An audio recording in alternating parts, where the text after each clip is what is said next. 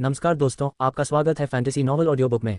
आज हम लेकर आए हैं एक रोमांचक और रहस्यमयी कहानी जो आपको कल्पना की एक नई दुनिया में ले जाएगी। शुरू करने से पहले एक महत्वपूर्ण सूचना। इस कहानी के सभी पात्र, स्थान, घटनाएं और नाम पूर्णतः काल्पनिक हैं। इनका किसी वास्तविक व्यक्ति, स्थान या घटना से कोई संबंध नहीं है। यदि कोई समानता पाई जाती है तो वह मात्र संयोग होगी। तो बिना किसी देरी के आइए शुरू करते हैं आज की शानदार कहानी। माइकल को जेस्टर से एक मानसिक संदेश मिला। उसने चौथे दर्जे के राक्षसी अलौकिक प्राणी की यादों को आत्मसात कर लिया था। उसके मन में थोड़ी सी उत्सुकता जागृत हुई। बिना किसी झिझक के माइकल गायब हो गया और जेस्टर के बगल में फिर से प्रकट हो गया। उसकी निगाह तुरंत उस बूढ़े व्यक्ति के जमे हुए शरीर पर पड़ी। चूंकि उस व्यक्ति की चेतना मिट चुकी थी, इसलिए वह अब केवल एक खोखला शरीर मात्र रह गया था। माइकल ने कुछ देर और उसे देखा, फिर अंत में अपना ध्यान जेस्टर की ओर मोड़ा। इस बार तुमने काफी समय लिया, उसने शांत भाव से कहा। विदूषक ने अपना सिर थोड़ा झुकाया। इसमें कोई चारा नहीं था स्वामी। अपनी बात जारी रखते हुए उनकी निगाहें स्थिर रहीं। पहले वाले राक्षसी अलौकिक प्राणी के विपरीत, जो शक्ति में मेरे लगभग बराबर था, ये प्राणी मुझसे कहीं अधिक शक्तिशाली था। यहां तक कि रक्षाहीन अवस्था में भी अंतर बहुत बड़ा था। माइकल के चेहरे पर कोई भाव नहीं बदला, लेकिन उसने ध्यान से सुना। मानसिक सुरक्षा की कई परतें थीं जिन्हें तोड़ना जरूरी था, जेस्टर ने आगे कहा। इसके बाद भी यादों का भंडार बहुत विशाल था। उन्होंने थोड़ी देर रुककर आगे कहा, साधारण यादें कोई समस्या नहीं थी। हालांकि उनके पास मौजूद अलौकिक ज्ञान को समझने और स्थिर करने में कहीं अधिक समय लगा। यह व्यक्ति शून्य की तीसरी परत तक भी पहुंच चुका था, उसने शांत भाव से कहा। वास्तविक अस्तित्व के लिहाज से वह ऑरोरा में बिताए अपने समय से कहीं अधिक उम्र का है। उसकी संचित यादें एक सदी से भी अधिक पुरानी हैं। उद्धरण चिन्ह ... मैं समझ गया, माइकल ने धीरे से कहा। अब माइकल को समझ आ गया था कि जेस्टर को इस बार पहले की तुलना में घंटों क्यों लगे। रैंक 4 का अलौकिक प्राणी वास्तव में रैंक 4 का ही अलौकिक प्राणी होता है, भले ही वह बेहोश हो। माइकल की निगाहें कुछ देर तक उस बूढ़े आदमी के शरीर पर टिकी रहीं। शून्यता की तीसरी परत, उसने मन ही मन बुदबुदाया। वह इसका मतलब भी समझ गया था। शून्य कोई एक स्थान नहीं था, इसकी कई परतें थीं। सटीक कहिए तो 3 परतें। पहली परत सती परत थी। ये भौतिक जगत के सबसे करीब थी, जहां दोनों पक्षों के बीच की सीमा पतली थी। उस परत में शून्य से भौतिक जगत को प्रभावित किया जा सकता था और इसके विपरीत भी। दूसरी परत और भी गहरी थी। उस बिंदु पर व्यक्ति भौतिक जगत से पूरी तरह अलग हो चुका था, लेकिन स्वयं उस तल से नहीं। वह अभी भी उसी क्षेत्र से जुड़ा हुआ था। फिर तीसरी परत आए। जैसे ही कोई इसमें प्रवेश करता है, वह पूरी तरह से अपनी दुनिया से बाहर निकल जाता है। यह अब केवल अरोरा से जुड़ा शून्य नहीं रह जाता, यह ब्रह्मांड से जुड़ा शून्य बन जाता है। माइकल के लिए इसे समझने का सबसे आसान तरीका सरल था। तीसरी परत अंतरिक्ष की तरह थी, न खाली, न शांत और निश्चित रूप से नहीं सुरक्षित, बस विशाल और अलौकिक। इसके भीतर अन्य लोग, अज्ञात क्षेत्र, विचित्र जीव और अनगिनत छिपे हुए खजाने थे जो भाग्यशाली लोगों के मिलने का इंतजार कर रहे थे। लेकिन ये बेहद खतरनाक भी था। वहां समय सामान्य रूप से नहीं बहता था। स्थान के आधार पर शून्य में 10 वर्ष ऑरोरा में 1 महीने के बराबर बीत सकते थे, या इसका उल्टा भी हो सकता था। इसी वजह से जो भी व्यक्ति थोड़े समय के लिए भी शून्य से होकर गुजरा था, वह अक्सर अपनी वास्तविक उम्र से कहीं अधिक उम्र का दिखाई देता था। अगर माइकल कभी शून्य में प्रवेश करता तो उसे अपने जीवन को 2 तरीकों से मापना पड़ता, उसकी वास्तविक आयु और उसकी ऑरोरा आयु। वह आयु जो उसकी होती अगर वह कभी शून्य से बाहर न निकला होता। सच कहूं तो माइकल को लग रहा था कि वो समय अब दूर नहीं है। आखिरकार वो भी तीसरे दर्जे का अलौकिक प्राणी था जो अब स्थानिक शक्तियों का इस्तेमाल कर सकता था। जब तक उसे अपने शरीर में प्रगति चाहिए थी, उसे अंततः जाना ही पड़ता। बेशक हमेशा के लिए नहीं, लेकिन कुछ यात्राएं तो अपरिहार्य थीं। अंततः माइकल पूरी तरह से जेस्टर की ओर मुड़ गया। तो उसने थोड़ी सी उम्मीद छिपाए बिना कहना शुरू किया, हमें उससे असल में क्या मिला। जेस्टर का चेहरा शांत बना रहा, लेकिन उसके अगले शब्दों ने माइकल का ध्यान तुरंत ही सतर्क कर दिया। इस बार स्वामी जी संतुष्ट होंगे। माइकल ने अपनी भौहें ऊपर उठाईं। बस इतना ही उसकी उत्सुकता को और बढ़ाने के लिए काफी था। क्या? माइकल ने पूछा। क्या उस बूढ़े आदमी के पास खजाने की तिजोरी थी? जी हाँ, जेस्टर ने तुरंत जवाब दिया। दरअसल कुछ है, लेकिन अंदर जो कुछ है उसे निकालने के लिए काफी मेहनत करनी पड़ेगी। वे आसान जगह नहीं है और कुछ को ऐसी विधियों से सुरक्षित किया गया है जो सामान्य तरीकों से परे हैं। माइकल को इस बात पर कोई हैरानी नहीं हुई। दूसरा पक्ष उससे कहीं अधिक शक्तिशाली था। चौथे दर्जे की किसी भी राक्षसी अलौकिक शक्ति से जुड़ी कोई भी चीज मुसीबत खड़ी कर सकती थी, लेकिन खजाना तो खजाना ही होता है। और माइकल, जो पैसे के मामले में हमेशा लालची रहता था, ने अपने अंदर ऊर्जा का एक नया प्रवाह महसूस किया। इससे पहले कि वह और कुछ पूछ पाता, जेस्टर ने बोलना जारी रखा। बात यही खत्म नहीं होती। माइकल की आंखें थोड़ी सिकुड़ गईं। पहले वाले की तुलना में यह व्यक्ति एक प्रमुख सदस्य था। इसी वजह से वह बहुत कुछ जानता था। अब माइकल का पूरा ध्यान उसी पर केंद्रित था। विदूषक ने बोलना जारी रखा। हमारे देश के बाहर वह कम से कम 20% प्रमुख राक्षसी ठिकानों के बारे में जानता था। हमारे देश के अंदर ये संख्या 50% से अधिक है। एक पल के लिए माइकल एकदम स्थिर हो गया। तभी जाकर उसे समझ आया कि उसके हाथ में जो चीज आई है, उसका असली महत्व क्या है। यह अब महज साधारण जानकारी नहीं रह गई थी। ये चाकू सीधे राक्षसी गुट के छिपे हुए शरीर पर निशाना साध रहा था। माइकल की सांसें थोड़ी धीमी हो गईं और उसके विचार तेजी से चलने लगे। अगर यह सच था तो व्यक्तिगत रूप से कुछ किए बिना भी केवल इस जानकारी से ही फेडरेशन, अकादमी या अन्य प्रमुख शक्तियों द्वारा राक्षसी गुट के खिलाफ उठाए जाने वाले कदमों में बदलाव आ सकता था। माइकल के सामने कई संभावनाएं थीं। उसकी निगाहें क्षण भर के लिए उस बूढ़े व्यक्ति के जमे हुए शरीर पर टिक गईं। यह एक महत्वपूर्ण जानकारी थी और अब वह सारी जानकारी जेस्टर के हाथों में थी। सच कहें तो माइकल इस बात से इनकार नहीं कर सकता था। जेस्टर जितना अधिक समय उसके साथ रहता था, उसकी उपयोगिता उतनी ही भयावह होती जा रही थी। उसे विदूषक की क्षमताओं पर अधिक ध्यान देना चाहिए और स्वयं उनका बेहतर उपयोग कैसे किया जाए, इस पर विचार करना चाहिए। माइकल ने धीरे से सांस छोड़ी। अच्छा, उसने अंत में कहा, हालांकि यह शब्द उसके वास्तविक विचारों के लिए बहुत छोटा लग रहा था। बहुत अच्छा, क्योंकि अब शैतानी गुट द्वारा उसके परिवार को निशाना बनाए जाने के बाद पहली बार माइकल को यह महसूस हुआ कि उसके हाथों में जो कुछ है वह केवल क्रोध या घृणा नहीं है, यह एक हथियार है। माइकल की निगाहें जमे हुए शरीर पर टिकी रहीं, लेकिन उसके विचार पहले ही बहुत आगे बढ़ चुके थे। अब सवाल सीधा सा था, वह वास्तव में इसका क्या कर सकता था। पहले तो उसके मन में कई संभावनाएं कौन थीं। अंत में वह उसी निष्कर्ष पर पहुंचा जिस पर वह पहले पहुंचा था। हालांकि पहले के विपरीत इस बार जानकारी का स्तर इतना व्यापक और खतरनाक था कि अकेले उस पर कार्रवाई करना संभव नहीं था। यह माइकल की अत्यधिक सावधानी नहीं थी। माइकल शैतानी गुट को नाराज करने का जोखिम नहीं उठा सकता था। अपने दिल में नफरत होने के बावजूद भी वह अपनी शक्ति की सीमा से भलीभांति परिचित था। अगर वह अकेले ही कार्रवाई करना चाहता तो भी वह सब कुछ नहीं संभाल सकता था, और लापरवाही से काम करने से शैतानी गुट को और भी ज्यादा सतर्कता मिल सकती थी।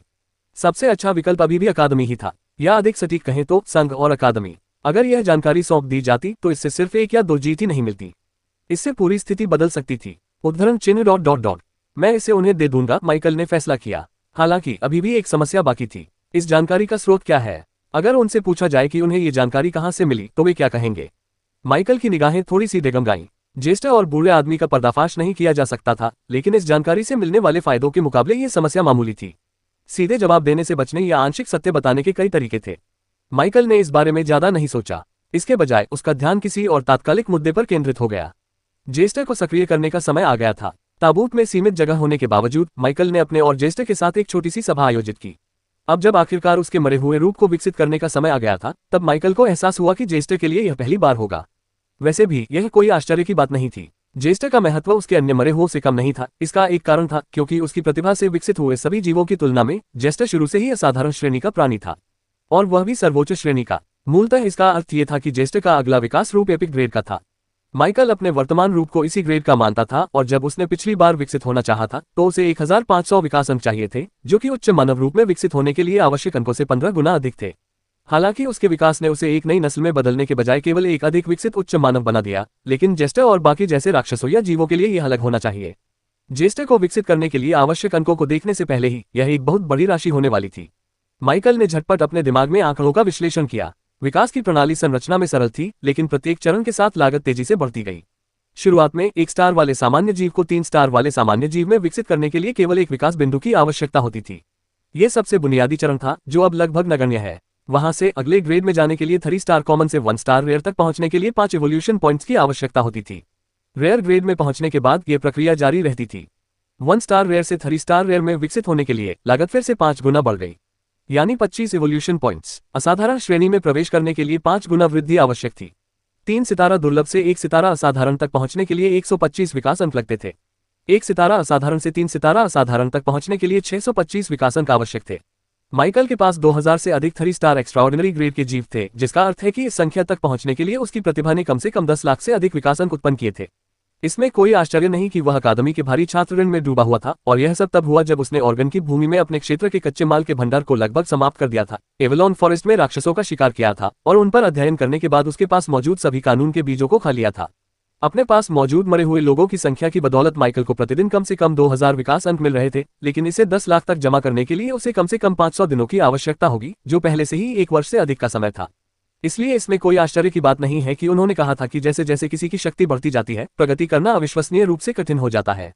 यदि वह केवल प्राकृतिक संचय पर निर्भर रहता तो उसकी प्रगति अत्यंत धीमी होती। सौभाग्यवश वर्तमान स्थिति उसके लिए पर्याप्त थी। अगर दूसरों को अब माइकल के विचारों के बारे में पता चल जाए तो वे कोशिश करने से पहले इस बात की परवाह नहीं करेंगे कि वे उसे हरा सकते हैं या नहीं।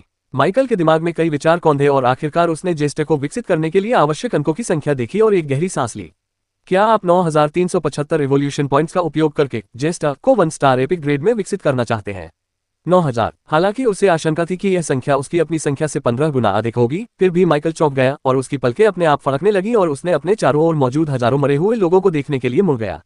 आज तक वह इस बात से हैरान था कि बुद्धिमान प्राणियों और राक्षसों के विकास की गणना अलग अलग तरीके से क्यों की जाती है। माइकल के मन में सबसे पहला विचार यही आया कि अब विस्काउंट होना पर्याप्त नहीं है।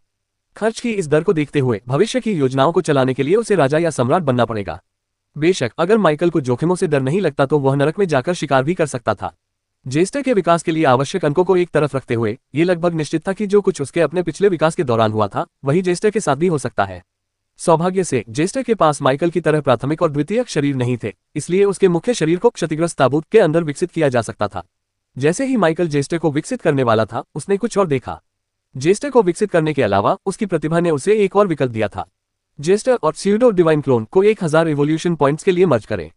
हाँ, विलय करना भी उसकी प्रतिभा का एक और पहलू था। वास्तव में उसे पता नहीं था कि वह अपने शरीर को जेस्टर के साथ मिला सकता है, या अधिक सटीक रूप से कहें तो उसने इस बारे में सोचा ही नहीं था, लेकिन एक संक्षिप्त विचार के बाद ये बात समझ में आ गई। माइकल पहले से ही कल्पना कर सकता था कि यदि वह इस विकल्प को चुनता है तो उसके क्लोन शरीर और जेस्टर के बीच का मामूली अंतर, जिसमें जेस्टर केवल मस्तिष्क के रूप में कार्य करता था, गायब हो जाएगा और वे एक हो जाएंगे। हालांकि यह विकल्प कितना भी आकर्षक क्यों न हो, माइकल जानता था कि अभी इसके लिए सही समय नहीं है। हालांकि माइकल का जेस्टर पर पूर्ण नियंत्रण था और जेस्टर वही करता था जो वह चाहता था। माइकल को इस अनोखे मरे हुए प्राणी की अपनी योजना में दिलचस्पी थी। वह जानता था कि जेस्टर को उसका क्लोन शरीर न केवल सुविधा के लिए चाहिए था, जैसे कि अधिक प्रभावी ढंग से घूमने फिरने में सक्षम होना, बल्कि उसमें निहित संभावनाओं के कारण भी। इसके कई कारण थे, लेकिन लियान के प्रभाव के कारण जेस्टर ने साधना का एक ऐसा मार्ग चुना जो अरोरा की तुलना में कई गुना अधिक शक्तिशाली स्तर का था। माइकल को इससे कोई आपत्ति नहीं थी, क्योंकि क्लोन आंशिक रूप से असफल था और उसकी चेतना को ठीक से संभाल नहीं पा रहा था। अब इस विशेष रूप से विकसित शरीर को जेस्टर के मुख्य शरीर के साथ मिलाने से संभवतः इसकी नींव में कोई बदलाव नहीं आएगा, लेकिन इसे विकसित करने से बदलाव आएगा, क्योंकि यदि जेस्टर और शरीर एक संपूर्ण इकाई है तो इसे विकसित करने का अर्थ होगा इसे एक नियम देना। इस बात से माइकल थोड़ा असमंजस में था, क्योंकि ऐसा लग रहा था कि जेस्टर के पास न केवल अपने नियम को समझने की क्षमता थी, बल्कि क्लोन शरीर के नियम को समझने की भी क्षमता थी। माइकल को यकीन नहीं था कि यह कितना संभव था, लेकिन यह अलौकिक दुनिया थी। यदि कोई चीज संभव नहीं थी तो इसका कारण केवल यही था कि कुछ निश्चित शर्तें पूरी नहीं हुई थी। माइकल को यकीन नहीं था कि जेस्टर सफल होगा, लेकिन अगर किसी के सफल होने की संभावना थी तो जेस्टर उनमें से एक था। माइकल की समझ के अनुसार जेस्टर का मुख्य ध्यान किसी कारणवश अपने शरीर के बजाय क्लोन शरीर पर था, इसलिए विकासवाद से सीधे कोई नियम प्राप्त करना उसके लिए कोई समस्या नहीं होगी। जेस्टर ने स्वयं अपने शब्दों में यह बात कही थी। ऐसा नहीं था कि माइकल अपने मरे हुए साथी की राय को अपने खुद के विचार मान रहा था, बल्कि वह इस बात को लेकर ज्यादा उत्सुक था कि अगर वह अपने ही रैंक 3 क्लोन को रैंक 3 जेस्टर के साथ मिला दे तो क्या होगा। माइकल को पता नहीं था कि आगे क्या होगा, लेकिन उसे लग रहा था कि वह जेस्टर के अस्तित्व को पहले से भी अधिक वर्जित बनाने की राह पर आगे बढ़ रहा है। अपना निर्णय लेने के बाद माइकल ने एक सरल आदेश दिया, अलग करना। जेस्टर ने जरा भी संकोच नहीं किया। क्लोन का शरीर क्षण भर के लिए अकड़ गया, फिर उस सीमित स्थान में एक गीली फटने जैसी आवाज गूंज उठी। क्लोन के सिर के ऊपरी हिस्से में अचानक एक गहरा घाव हो गया। यह एक साफ सुथरा चीरा नहीं था। मांस छिल गया, हड्डी चटक गई, गाढ़ा खून असमान धाराओं में बह निकला जो बेजान शरीर के चेहरे पर बह रहा था। एक पल के लिए और कुछ नहीं हुआ, फिर कुछ हिला। मांस का एक गोला उस छेद से जबरदस्ती बाहर निकला और उछलकर बाहर कूद गया। माइकल जरा भी नहीं हिचका, उसने हवा में ही गेंद को पकड़ लिया। प्रभाव हल्का था, लेकिन अनुभूति गर्म थी। उसकी हथेली में मांस थोड़ा सा हिल गया। ये जेस्टर का असली शरीर था। माइकल ने क्लोन शरीर पर ध्यान दिया और देखा कि खुला घाव भरने लगा था। उसने सोचा कि क्या उसका असली शरीर भी ऐसा कर सकता है। उसे लगा कि वह और भी मजबूत हो सकता है, लेकिन उसका अपने सिर में छेद करवाने का कोई इरादा नहीं था। माइकल ने अपना फैसला कर लिया था। विलय का विकल्प लुभावना था, लेकिन अभी नहीं। बहुत सी अनिश्चितताएं थीं और जेस्टर के पास क्लोन शरीर और उसके द्वारा चुने जाने वाले मार्ग के बारे में स्पष्ट रूप से अपनी खुद की योजनाएं थीं। फिलहाल हस्तक्षेप करने से केवल उस चीज में बाधा उत्पन्न होगी जो भविष्य में कहीं अधिक मूल्यवान चीज में विकसित हो सकती है। समय बर्बाद किए बिना वह ताबूत के अंदर एक खुली जगह में गया और जेस्टर को नीचे रख दिया। फिर उन्होंने अपनी प्रतिभा को पहचाना। तुरंत ही माइकल के संचित विकास अंक तेजी से घट गए। एक पल में 9000 से अधिक अंक गायब हो गए, लेकिन कुछ नहीं हुआ। जेस्टर बिल्कुल वैसा ही रहा। कोई परिवर्तन नहीं, कोई उभार नहीं, कोई बदलाव नहीं। माइकल की आंखें सिकुड़ गईं। उसके सीने में एक अजीब सी बेचैनी होने लगी। केवल एक ही ऐसी स्थिति थी जिसमें इस तरह से प्रगति को रोका जा सकता था। ब्रह्मांड का आशीर्वाद, उसने बुदबुदाया। यही एकमात्र स्पष्टीकरण था। कुछ उपलब्धियां ताबूत में रहकर पूरी नहीं हो सकती थी। उन्हें मान्यता की आवश्यकता थी, उन्हें स्वर्ग की आवश्यकता थी, जिसका अर्थ ये था कि वे भुला दिए गए क्षतिग्रस्त ताबूत के अंदर संभव नहीं थी। जेस्टर ने माइकल के साथ अपनी भावना साझा करते हुए अपना सिर थोड़ा झुकाया। गुरुजी, कुछ नीचे उतरने की कोशिश कर रहा है, उन्होंने कहा, लेकिन इसे रोका जा रहा है। ये स्थान इसे रोक रहा है। माइकल ने धीरे से सांस छोड़ी। ये तो अपेक्षित ही था, उसने जवाब दिया। आपके विकास के लिए किसी बाहरी चीज की आवश्यकता है। ये यहाँ संभव नहीं है, लेकिन साथ ही मुझे पूरा यकीन है कि इससे आप बहुत अधिक ध्यान आकर्षित करेंगे। पिछली बार जब माइकल का विकास हुआ था तब वह बेहोश था, इसलिए वह कई चीजों से अनभिज्ञ था, लेकिन सामान्य विकास का प्रभाव भी ध्यान आकर्षित करने वाला होता। जेस्टर तुरंत समझ गया। उद्धरण चिन्ह ... तो चिंता छिपाने की है, उन्होंने शांत भाव से कहा। माइकल ने इससे इनकार नहीं किया। यही तो असल समस्या थी। आगे सोचने से पहले ही अचानक उसके दिमाग में अनजानी जानकारियों का सैलाब उमड़ आया। जेस्टर ने स्मृति प्रत्यारोपण का प्रयोग किया था। माइकल विरोध कर सकता था, लेकिन उसने नहीं किया। वह जानता था कि जेस्टर उसे नुकसान नहीं पहुंचाएगा, इसलिए उसने इसे स्वीकार कर लिया। यह एक तकनीक थी, अंधकार पर आधारित, जो उस बूढ़े व्यक्ति की यादों से प्राप्त की गई थी। इसमें शवों की आवश्यकता होती थी, लेकिन बदले में ये गहन गोपनीयता प्रदान करती थी। माइकल ने इसे तुरंत समझ लिया। उसके चेहरे पर थोड़ी शांति छा गई। ये काम करेगा, उसने अपने वर्ग प्रभाव और एक विशेष पद प्रभाव के बारे में सोचते हुए कहा। विदूषक ने सिर हिलाया। उन्होंने आगे कहा, हम शून्य की दूसरी परत में भी आशीर्वाद प्राप्त कर सकते हैं। ये भौतिक संसार की तुलना में स्वर्ग के अधिक निकट है। माइकल ने इस पर विचार किया। वह विकल्प तो और भी बेहतर था। योजना तैयार होने के बाद माइकल ने बिना किसी झिझक के ताबूत छोड़ दिया। शहर में इस समय लाशों का ढेर लगा हुआ था, इसलिए शवों के जमावड़े से कुछ लाशें ले जाने से किसी को कोई संदेह नहीं हुआ, खासकर इसलिए क्योंकि माइकल ने खुद को सावधानीपूर्वक छिपा लिया था। इसके तुरंत बाद माइकल ने कुछ प्रयास के बाद शून्य की दूसरी परत में प्रवेश किया। यह उसका पहला अनुभव था, लेकिन उसे थोड़ा बहुत अनुभव था, जिसका श्रेय एक ऐसे बुजुर्ग को जाता है जो अपने खाली समय में अपहरणकर्ता का काम करता था। तारांकन। शून्य की दूसरी परत में, जो केवल अंधेरे से भरी हुई थी, माइकल ने बाहर फैली अराजकता से एकत्र किए गए कई राक्षसी शवों को उन स्थानों पर रखा जो जेस्टर द्वारा उसके दिमाग में डाली गई स्मृति पर आधारित थे। माइकल के मन में उस तकनीक का नाम स्पष्ट रूप से उभर आया, मौन मृतकों का कफन। यह एक ऐसी विधि थी जिसमें शवों का उपयोग धारणा को विकृत करने के लिए किया जाता था। यह तकनीक उपयोगकर्ता की इच्छा के अनुसार किसी भी चीज को मृत के रूप में प्रकट करती थी, जैसे कि निर्जीव वस्तुओं में जीवन का अभाव हो या हवा ही खाली हो। यही इस तकनीक का उद्देश्य था। यह एक श्रेणीहीन तकनीक भी थी, जिसका अर्थ है कि इसका प्रभाव पूरी तरह से उपयोगकर्ता के साधनों पर निर्भर करता था। इस ऑपरेशन के लिए माइकल ने सुनिश्चित किया कि सभी मुख्य आधार रैंक 3 के शव हों। उन्हें इकट्ठा करने में ज्यादा मेहनत नहीं लगी, लेकिन पकड़े जाने से बचने के लिए उसने इधर उधर से बस एक ही चीज ली। जब तक सुपरहीरो एसोसिएशन को पता चलता, तब तक यह उसकी चिंता का विषय नहीं रह जाता। अगर वे शैतानी शक्तियों की संलिप्तता को खारिज कर देते, तो शायद वे उस पर शक करते, क्योंकि आखिर वह एक जादूगर था और उस इलाके में लाशों का इस्तेमाल करने वाला वही अकेला था। लेकिन माइकल को इसकी कोई परवाह नहीं थी। आखिर उसने ही तो उन्हें मारा था, तो उसे उनके साथ जो चाहे करने का अधिकार होना चाहिए था। उन्हें ध्यान आकर्षित करना पसंद नहीं था, लेकिन इस तरह की चीजों के लिए माइकल इससे पीछे नहीं हटते थे। समय बर्बाद किए बिना तैयारी पूरी होते ही माइकल ने तकनीक को सक्रिय कर दिया। जैसे ही उसने ऐसा किया, एक धुंधली सी धूसर धुंध बाहर की ओर फैलने लगी, जो धीरे धीरे बढ़ती गई और आसपास के वातावरण को खामोशी में निगल गई। माइकल जहां खड़ा था, वहां से उसे सामने केवल धूसर कोहरा दिखाई दे रहा था, लेकिन जब उसने अपनी इंद्रियों को बाहर की ओर फैलाया तो कुछ भी नहीं था। ऐसा लग रहा था मानो कोहरे से ढका हुआ क्षेत्र अस्तित्व से ही गायब हो गया हो। उद्धरण चिन्ह ... प्रभावशाली। ये किसी सामान्य तकनीक से संभव नहीं था, जैसा कि चौथे दर्जे के अलौकिक प्राणी के पास मौजूद उपकरणों से अपेक्षित था। हालांकि उस बूढ़े आदमी के व्यवसाय को देखते हुए इस तकनीक का इस्तेमाल शायद अच्छे कामों के लिए नहीं किया गया होगा। फिर भी माइकल को पहले से ही पता था कि जेस्टर के विकसित होने के बाद उसे इस तरह की और तकनीकें सिखानी होंगी। ली यांग के मामले के दौरान जेस्टर ने भी ऐसा ही किया था, और अब जबकि वे सत्ता के उच्च स्तर पर थे, बूढ़े व्यक्ति का ज्ञान सही समय पर आया था। बेशक माइकल सिर्फ तकनीकों के बजाय पूरी स्मृति का अनुरोध भी कर सकता था, लेकिन इसमें जोखिम भी थे। अलौकिक दुनिया में जेस्टर की विधियां कोई अनोखी नहीं थी। बात सिर्फ इतनी थी कि इसी तरह का प्रभाव पैदा करने में सक्षम कोई भी चीज कम से कम संदिग्ध क्षेत्र में मौजूद थी, क्योंकि यह न केवल लक्ष्य को बल्कि उपयोगकर्ता को भी नुकसान पहुंचा सकती थी। बाहरी यादें हानिरहित नहीं थीं। वे उपयोगकर्ता के अपने विचारों में हस्तक्षेप कर सकती थीं, जिससे पहचान धुंधली हो सकती थी। सबसे बुरी स्थिति में वे किसी व्यक्ति के व्यक्तित्व के कुछ हिस्सों को मिटा सकती थीं। भले ही पूरी तरह से नहीं, लेकिन समय के साथ सूक्ष्म परिवर्तन जमा हो सकते थे। यही कारण था कि दुष्ट साधक ली यान की यादों से निपटते समय भी माइकल ने सीधे तौर पर यादों को आत्मसात करने से परहेज किया था। उसने जो ज्ञान ग्रहण किया वह छना हुआ ज्ञान था। शायद केवल जेस्टर जैसी कोई चीज जो मन पर आधारित अस्तित्व है, ही ऐसी चीजों को पूरी तरह से ग्रहण करने से सचमुच लाभान्वित हो सकती है। धीरे धीरे काले रंग में बदलते हुए, शून्य के अंधेरे में घुलते हुए भूरे कोहरे को देखकर माइकल समझ गया कि उसके नए वर्ग डेथ हाई का प्रभाव पहले से ही दिखने लगा है। शायद ये शुरू से ही चल रहा था और रंग का गहरा होना महज एक बात का प्रभाव था, क्योंकि माइकल की इंद्रियों ने धूसर कोहरे के प्रति रंग परिवर्तन के साथ कुछ भी विशेष रूप से अलग महसूस नहीं किया। क्लास प्रभाव मृत्यु और अंधकार से संबंधित सभी क्षमताओं को 50% तक बढ़ाता है। Shroud of the silent dead इस क्लास पैसिव के प्रभावी होने के लिए बिल्कुल उपयुक्त था। माइकल ने अब और संकोच नहीं किया। पूरी तैयारी के साथ वह आगे बढ़ा और घने कोहरे में प्रवेश कर गया। जैसे ही उसने उसमें प्रवेश किया, दुनिया और भी धुंधली सी लगने लगी। उसके चारों ओर ऊर्जा का प्रवाह भी मंद पड़ गया। बिना समय बर्बाद किए माइकल ने जेस्टर को रिहा कर दिया। जैसे ही जेस्टर ने उसका हाथ छोड़ा, प्रकाश फूट पड़ा। मांस के ढेर से एक तेज भेदक चमक फूट पड़ी और तेजी से फैलने लगी। उसी समय मानव ऊर्जा का प्रवाह उमड़ पड़ा। चारों दिशाओं से आसपास की मानव ऊर्जा उन्माद में जेस्टर की ओर अभिसरित होने लगी। मूर्ति और संकुचित होती हुई उसके चारों ओर एक भंवर का निर्माण करने लगी। माइकल की आंखें थोड़ी सिकुड़ गईं। तनाव को भांपते हुए वह पास नहीं रुका। वह पीछे हट गया और कोहरे से बाहर निकल गया। बाहर आकर उसने छिपने के प्रभाव की जांच करने के लिए कुछ देर रुककर देखा। बाहर से भी वह अंदर हो रही हलचल को धुंधला धुंधला देख पा रहा था, लेकिन यह बहुत कम था। अंदर जो कुछ उसने अभी देखा था, उसकी तुलना में बाहर की प्रतिक्रिया लगभग नगण्य थी। माइकल को थोड़ी हैरानी महसूस हुई। उद्धरण चिन्ह ... ये तकनीक इस स्तर की गड़बड़ी को भी इस हद तक दबा दिया गया था कि अगर कोई विशेष रूप से ध्यान न दे रहा हो तो शायद उसे कुछ भी असामान्य न लगे। कुछ देर अवलोकन करने के बाद माइकल वापस कोहरे में चला गया। अंदर सब कुछ अलग था। रोशनी तेज हो गई थी, माना ऊर्जा तेजी से अंदर की ओर घूमती रही, जिससे जेस्टर के चारों ओर संघनित ऊर्जा की परतें बनती चली गईं। माइकल ने अपनी इंद्रियों का विस्तार किया और जुड़ने की कोशिश की।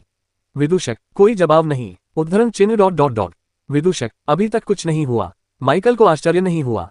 पिछली बार जब उसका विकास हुआ था तब वह 2 दिनों से अधिक समय तक पूरी तरह से बेहोश रहा था। अगर जेस्टर भी उसी पैटर्न का पालन करता है तो इसमें समय लगेगा। माइकल ने उसे और परेशान नहीं किया और देखता रहा। जल्द ही कुछ बदल गया। जेस्टर के आसपास रनिक चिन्ह दिखने लगे। पहले तो कुछ ही थे, फिर और भी दिखने लगे। एक के बाद एक हवा में चमकते हुए प्रतीक प्रकट होने लगे, जो धीरे धीरे जेस्टर के चारों ओर चक्कर लगाने लगे। और जैसे जैसे और अधिक प्रतीक दिखाई देने लगे, माइकल ने अपने भीतर एक सूक्ष्म परिवर्तन महसूस किया। उसकी समझने की क्षमता में वृद्धि प्रतीत हो रही थी। वह अभी कुछ समझने की कोशिश नहीं कर रहा था, लेकिन जिन अवधारणाओं पर उसने पहले विचार किया था वे अब अधिक स्पष्ट लग रही थी। उसके विचार तेजी से आगे बढ़ रहे थे और चीजों को आपस में जोड़ना आसान हो रहा था। ऐसा लग रहा था मानो वहां खड़े रहना ही इस प्रक्रिया से लाभ उठाने के लिए पर्याप्त था। माइकल को इस बात पर खास हैरानी नहीं हुई। सत्य की आंख प्राप्त करने के बाद माइकल जब भी अपने मरे हुए प्राणियों को विकसित करता था तो कभी कभी उन पर इसका इस्तेमाल करता था, और हालांकि उस दौरान हुई कई बातें उसे समझ नहीं आती थी, फिर भी उसे कई क्षेत्रों में लाभ हुआ। माइकल ने दोबारा वही करने की कोशिश की, लेकिन सत्य की आंख से जो कुछ उसने देखा उससे उसे ऐसा लगा जैसे वह किसी विदेशी भाषा में लिखे अक्षरों को भूल रहा हो। उसकी माना शक्ति भी तेजी से कम हो रही थी, जिसके कारण माइकल ने फिलहाल हार मान ली। उसी समय उसके चेहरे पर विचारशील भाव आ गया। उसे याद आया कि पिछली बार जब वह विकसित हुआ था तो दर्जनों राक्षस उसके चारों ओर प्रकट हो गए थे, क्योंकि उन्होंने उसे एक खजाना समझा था, और जब वह जागा था तब तक प्रिंस और लकी उससे कहीं अधिक शक्तिशाली हो चुके थे। माइकल के मन में तुरंत एक विचार आया। उसने भूले हुए लोगों के क्षतिग्रस्त ताबूत से बिगिनिंग को बुलाया और उसे जेस्टर के पास रहने को कहा। जैसे ही बिगिनिंग पहुंचा उसकी आंखें खुल गईं, और पहली बार माइकल ने बिगिनिंग में भ्रम जैसा कुछ देखा, जिसने तुरंत अपनी आंखें फिर से बंद कर ली, क्योंकि माइकल ने बिगिनिंग के चारों ओर दबाव को धीरे धीरे बढ़ते हुए महसूस किया। ये देखकर माइकल ने तुरंत उस सीमित स्थान में और अधिक मरे हुए लोगों को छोड़ दिया जिसे काली धुंध समाहित कर सकती थी। सच कहें तो बिगिनिंग ही एकमात्र ऐसा अंडेड था जिसे इससे सबसे ज्यादा फायदा होता, क्योंकि माइकल अपने उन अन्य अंडेड को, जो अभी तक चरम पर नहीं पहुंचे थे, अगले रैंक तक आसानी से विकसित कर सकता था। हालांकि अपनी प्रतिभा का उपयोग जानने के बाद से एक बात जो नहीं बदली थी वह यह थी कि विकास से पहले जितना शक्तिशाली मरे हुए प्राणी होते थे, विकास के बाद भी वे उतने ही शक्तिशाली होते थे। किसी भी मामले में उनके वर्तमान कार्यों में कोई नुकसान नहीं था, इसलिए ये कुछ न होने से बेहतर था।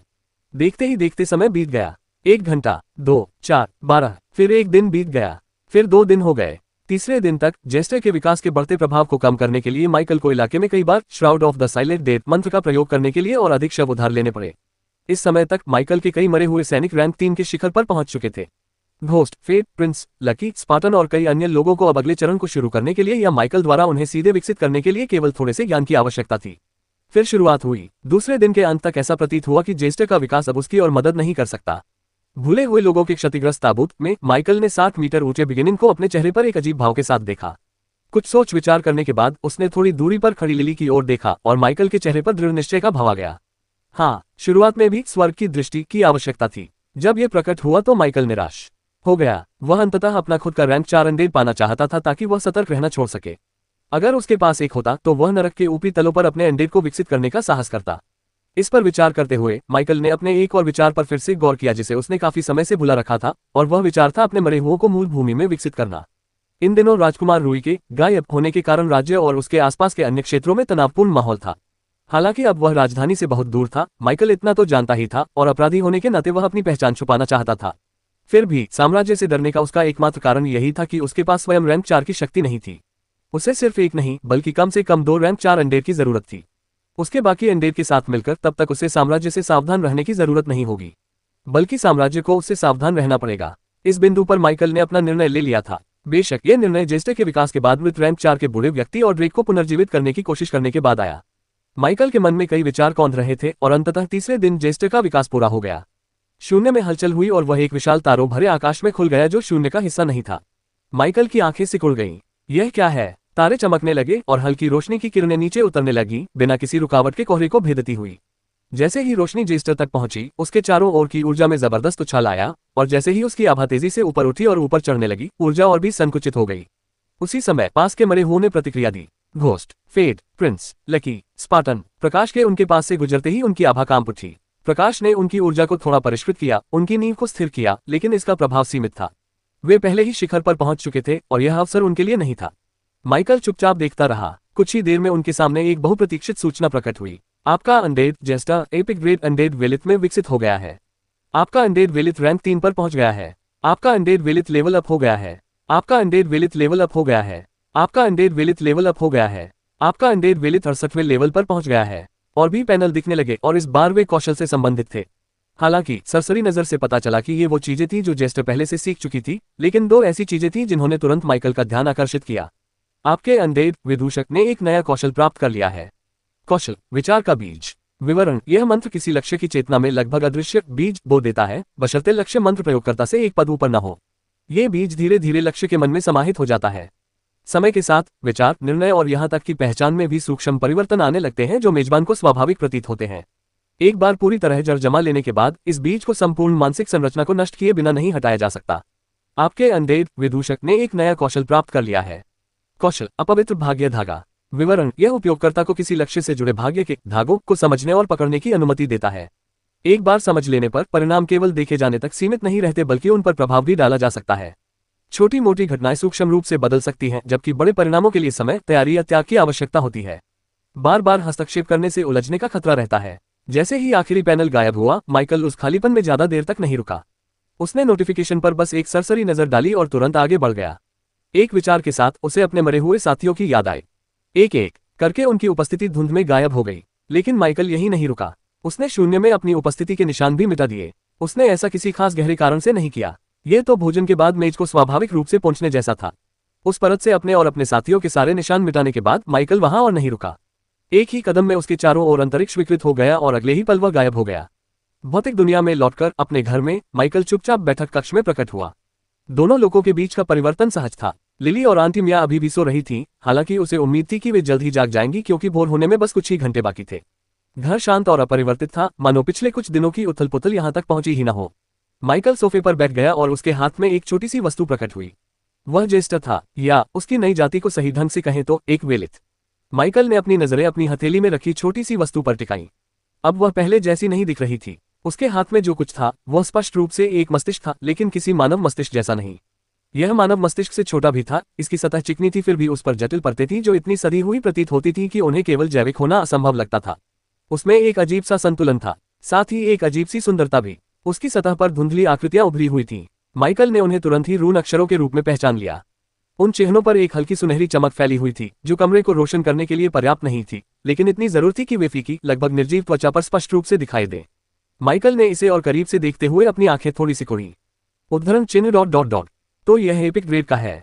अगर तुम मरे हुए न होते तो तुम्हारी चमक से शायद पूरा घर जगमगा उठता, उसने बुदबुदाते हुए कहा। उसने अपनी उंगलियों को उसके चारों ओर हल्के से बंद कर लिया।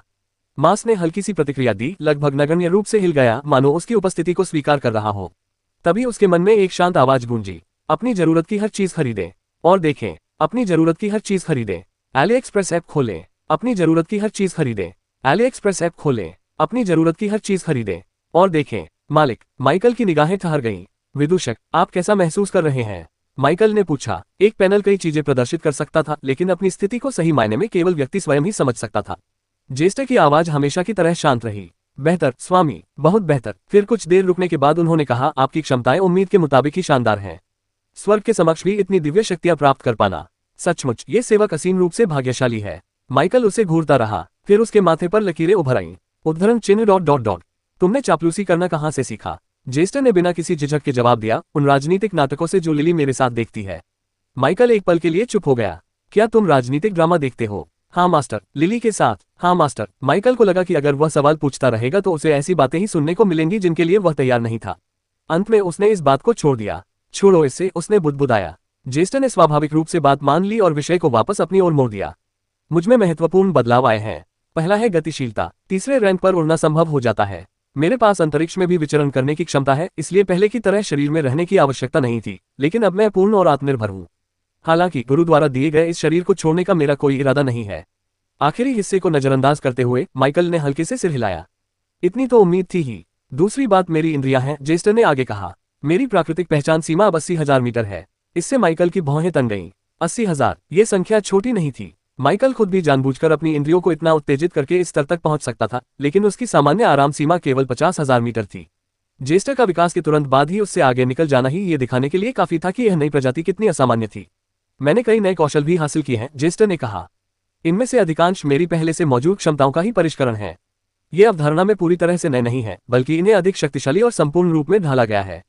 इस स्तर पर मेरी कमजोरियां बहुत कम हैं। उन्होंने कुछ देर रुकने के बाद शांत स्वर में कहा, जब तक मैं ऐसे प्राणियों से निपट रहा हूं जिनके पास मन या किसी प्रकार की चेतना है, तब तक गुरुजी के अलावा शायद ही कोई ऐसा व्यक्ति होगा जो मेरे सामने टिक सके। माइकल वाकई प्रभावित हुआ। फिर भी उसने कहा, यह थोड़ा घमंडी लगता है। मैं तो बस वही बता रहा हूं जो मुझे समझ में आ रहा है, गुरुजी, विदूषक ने उत्तर दिया। माइकल ने इसे खारिज नहीं किया। उसे लगा कि उन शब्दों में कुछ सच्चाई है, लेकिन फिर भी उसे ये दावा कुछ अतिशयोक्तिपूर्ण लगा। एक नवविकसित प्राणी द्वारा समान श्रेणी में लगभग अजेयता का दावा करना ऐसी बात नहीं थी जिसे माइकल आसानी से स्वीकार कर ले। माइकल ये बात भूल गया कि वह खुद एक अपवाद था और समान पद में रहते हुए भी वह जेस्टर से 3 स्तर नीचे था। इस बात को ध्यान में रखते हुए शायद जेस्टर की बातें उतनी अतिशयोक्तिपूर्ण नहीं थी जितनी वे लग रही थी। माइकल ने उस मामले को वहीं छोड़ दिया और सबसे महत्वपूर्ण चीज पर ध्यान केंद्रित किया। रैंक 3 पर कौशल, इंद्रिया और गतिशीलता सभी महत्वपूर्ण भूमिका निभाते हैं, लेकिन इनमें से कोई भी वास्तविक विभाजन रेखा नहीं है। इस स्तर पर और इससे नीचे के स्तर पर किसी प्राणी के बीच असली अंतर एक नियम की उपस्थिति है। यही आधार है, यही वह चीज है जो वास्तव में रैंक 3 को एक उच्चतर स्तर बनाती है। और आपका कानून? माइकल ने पूछा। उद्धरण चिन्ह ... स्वर्गीय रहस्योद्घाटन का नियम। माइकल की भौहें तुरंत तन गईं। जेस्टर के विकास के बाद पहली बार उसके चेहरे पर सचमुच आश्चर्य के भाव स्पष्ट रूप से दिखाई दिए।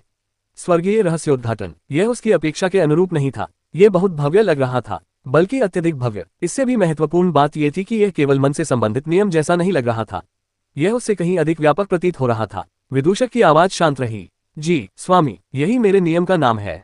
माइकल चुप हो गया। स्वर्गीय रहस्योद्घाटन का नियम। वह उस विशेष कौशल पैनल के बारे में सोचने से खुद को रोक नहीं सका जो पहले दिखाई दिया था। कौशल, अपवित्र भाग्य धागा। विवरण, यह उपयोगकर्ता को किसी लक्ष्य से जुड़े भाग्य के धागों को समझने और पकड़ने की अनुमति देता है। एक बार समझ लेने पर परिणाम केवल देखे जाने तक सीमित नहीं रहते, बल्कि उन पर प्रभाव भी डाला जा सकता है। छोटी मोटी घटनाएं सूक्ष्म रूप से बदल सकती हैं, जबकि बड़े परिणामों के लिए समय, तैयारी या त्याग की आवश्यकता होती है। बार बार हस्तक्षेप करने से उलझने का खतरा रहता है। माइकल के मन में यह सवाल उठने लगा, क्या जेस्टर किसी तरह विशुद्ध रूप से मानसिक क्षमताओं से दूर होती जा रही थी? अपने स्वामी द्वारा पुनर्जीवित किए जाने के बाद जेस्टर को अपने अतीत की ज्यादातर बातें याद नहीं थीं। उसकी यादें खंडित और अधूरी थीं, मानो फटे हुए पन्ने किसी ऐसी शून्य में बिखरे हों जहां वह पहुंच नहीं सकता था। उसे बस इतना ही पता था, जो स्पष्ट और निर्विवाद था, कि उसका स्वामी ही संसार में उसके सबसे करीब था। अमर बनने के बाद भी जेस्टर की इंद्रियां सुस्त नहीं पड़ी, बल्कि उनकी जागरूकता और भी तेज हो गई थी, और इसी वजह से वह इसे महसूस कर पा रहे थे। उसके मालिक उसे नापसंद करते थे, खुलेआम नहीं, शत्रुता के साथ नहीं, लेकिन एक दूरी थी, उदासीनता के नीचे दबी एक हल्की सी अस्वीकृति। किसी और को शायद इसका एहसास ही न होता, लेकिन जेस्टर ने इसे स्पष्ट रूप से देखा। लेकिन तर्क से संचालित प्राणी होने के कारण वह समझ नहीं पा रहा था कि ऐसा क्यों हो रहा है। उसने कुछ भी गलत नहीं किया था। वह अपने स्वामी के लिए अस्तित्व में था। वह जो कुछ भी था, जो कुछ भी बन सकता था, वह सब उसी एक व्यक्ति से संबंधित था। तर्क के अनुसार उसके अस्तित्व में कोई दोष नहीं होना चाहिए था, लेकिन फिर भी दूरी बनी रही। फिर भी इससे कुछ भी नहीं बदला। विदूषक अपने स्वामी से प्रेम करता था, भावनात्मक रूप से नहीं, न ही उस तरह से जैसे मनुष्य प्रेम को समझते हैं, बल्कि उसे एकमात्र तरीके से जिसे वह परिभाषित कर सकता था।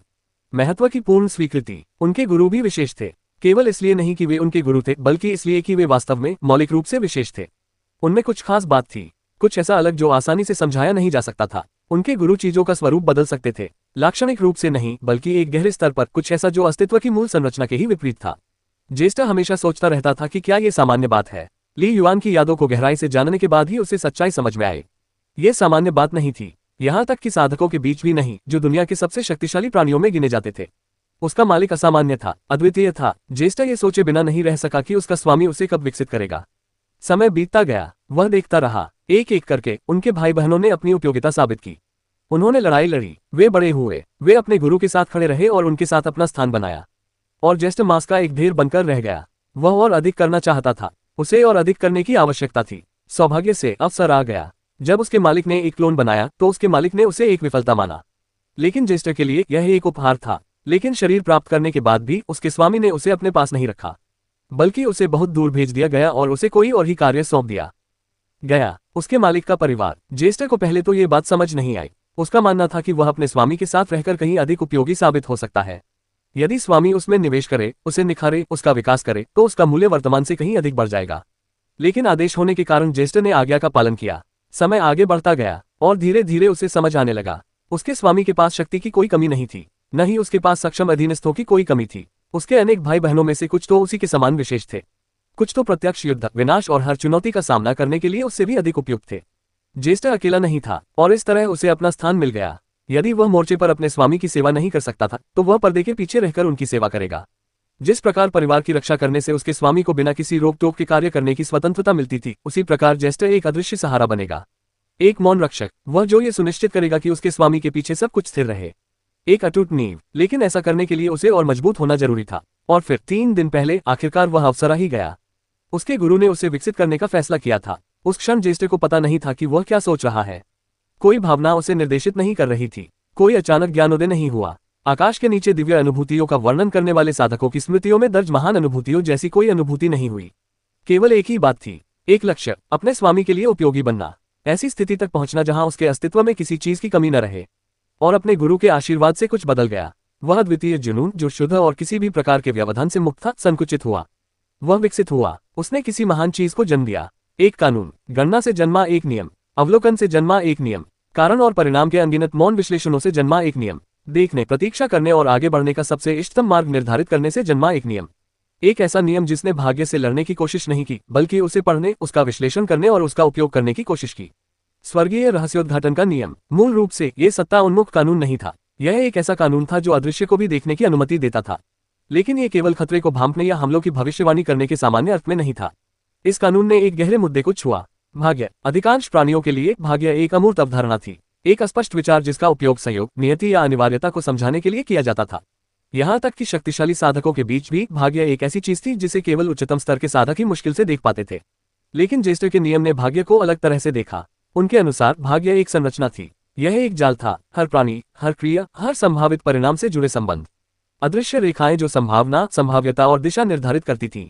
और स्वर्गीय रहस्योद्घाटन के नियम के माध्यम से जेस्टर उन्हें देख सकता था। स्वर्गीय रहस्योद्घाटन का नियम एक ऐसा नियम जो उपयोगकर्ता को भाग्य की छिपी संरचना को संभावनाओं के एक परस्पर जुड़े जाल के रूप में समझने की अनुमति देता है। इसके माध्यम से उपयोगकर्ता घटनाओं, विकल्पों और परिणामों के आपसी संबंध का विश्लेषण कर सकता है, जिससे सटीक पूर्वानुमान संभव हो पाता है। गणना और सटीक नियंत्रण का प्रयोग करके उपयोगकर्ता इन मार्गों को सूक्ष्म रूप से प्रभावित कर सकता है, घटनाओं को वांछित परिणामों की ओर निर्देशित कर सकता है, साथ ही भाग्य के स्वाभाविक प्रवाह और सीमाओं के भीतर रह सकता है। जेस्टर इस कानून से संतुष्ट था, इसलिए नहीं कि यह प्रत्यक्ष रूप से शक्तिशाली था, बल्कि इसलिए कि यह उसके लिए एकदम सही था। वह कभी भी क्रूर बल प्रयोग करने वाला प्राणी नहीं था। अपने चरम पर भी उसकी शक्ति हमेशा विनाश के बजाय समझ से आती थी। इस नियम ने उसे अपना ये स्वभाव बदलने के लिए मजबूर नहीं किया, बल्कि उसे और निखारा। इसने उसके अस्तित्व को एक ढांचा प्रदान किया। इससे भी महत्वपूर्ण बात यह थी कि यह उनके उद्देश्य के अनुरूप था। जेस्टर को युद्ध के मैदान में अपने स्वामी के साथ खड़े होने की आवश्यकता नहीं थी। उसे सबसे बलवान होने की भी आवश्यकता नहीं थी। जब तक वह आगे के रास्ते देख सकता था, उसका महत्व उसके किसी भी भाई बहन से कम नहीं था। वास्तव में शायद वह उनसे भी अधिक था, क्योंकि जहां ताकत दुश्मनों को नष्ट कर सकती है, वहीं नियंत्रण उन्हें शुरू से ही खतरा बनने से रोक सकता है। विदूषक ने अब अपनी भूमिका पर सवाल उठाना बंद कर दिया था। उसने इसे पा लिया था, मोर्चे पर नहीं, केंद्र में नहीं, बल्कि हर जगह, हर विकल्प में, हर संभावना में, भविष्य को आगे बढ़ाने वाले हर अनदेखे सूत्र में। और उस शांत, व्यवस्थित परिवेश में जेस्टर संतुष्ट था। जेस्टर के नियम के विवरण सुनने के बाद माइकल को लगभग यकीन हो गया था कि जेस्टर केवल मन को नियंत्रित करने वाले प्राणी होने से हटकर भाग्य पर आधारित किसी चीज की ओर बढ़ रहा है। उसे नहीं पता था कि भविष्य में क्या होगा, लेकिन उसकी कुछ उम्मीदें थीं। आखिरकार स्वर्गिक रहस्योद्घाटन का नियम वाकई प्रभावशाली लग रहा था। जेस्टर के शब्दों से स्पष्ट था कि वह भी इससे संतुष्ट था।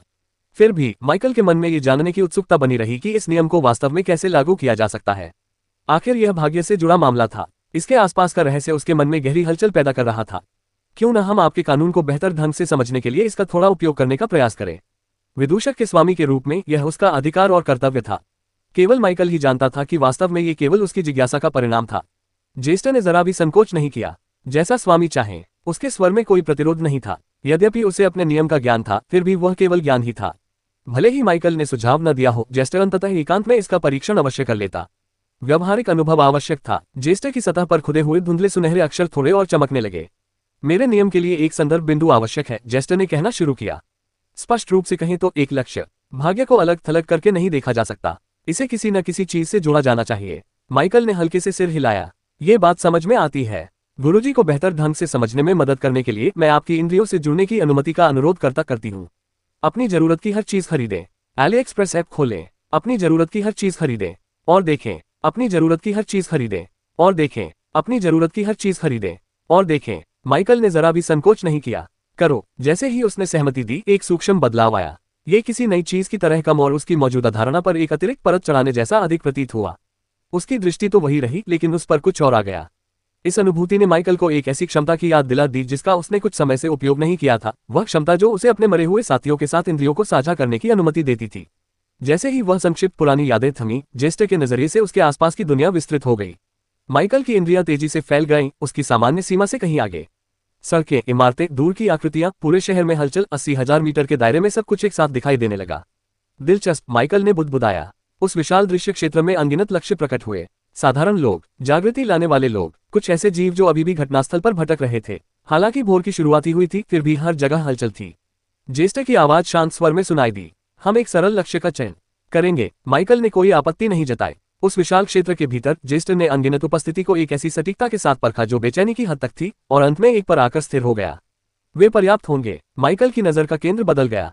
कुछ दूरी पर एक इमारत के नीचे सुपर हीरोज एसोसिएशन के 2 साधारण कर्मचारी आंशिक रूप से आड़ में खड़े होकर धीरे धीरे आपस में बात कर रहे थे।